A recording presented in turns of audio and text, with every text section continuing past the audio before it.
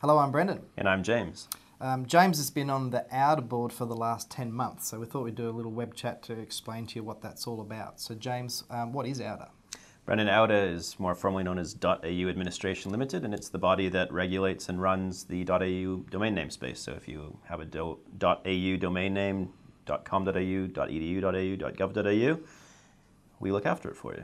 Okay, and what's your role on the board? So I'm on the board. I'm non-executive director, so I'm obviously not involved in day-to-day operations, but we're more looking at the big picture strategy. I'm also on the Security and Risk Committee, so we're looking to make sure that literally .au's continue to resolve day in, day out. auDA's just gone through a big transition. Can you tell us what that was about? Yeah, Brendan. We actually outsourced the technical operation of the registry database, so the database that literally says James and Brendan own Clevvi.com.au. We outsourced that on a competitive basis. In the nearly 2 decades that auDA had been operating, we had used the same provider. We had never tested the market.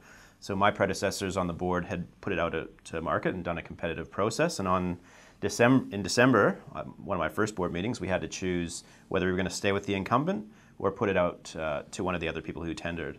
Now, 3.1 million .au domain names, there's never been in the history of the internet a transfer of the management or that database from one entity to another, ever.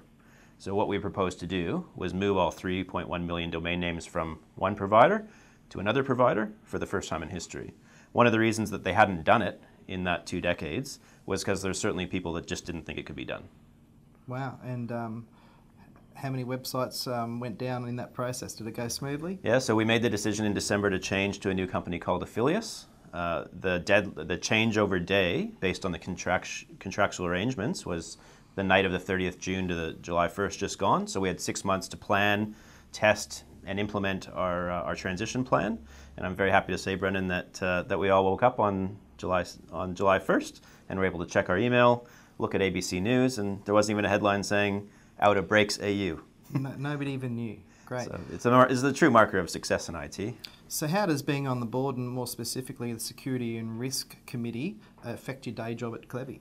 Brendan, we do a lot of high-level consulting for clients. It's not something that we talk a lot about, but we have, for example, a couple of weeks ago helped a client transition their 100 users from using shared drives on-premise and moved all of their servers, 2 racks of servers, into the cloud.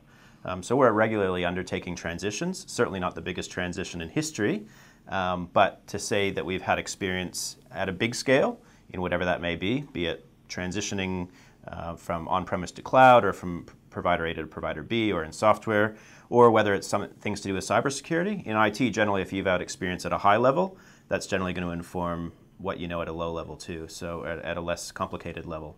So it's fair to say that, that my continuing professional development from an IT standpoint that I'm gaining through the exposure to underpinnings of the internet with auDA and all the partners that auDA works with, there's certainly things I bring back and it informs what I'm advising our clients and doing internally for that matter.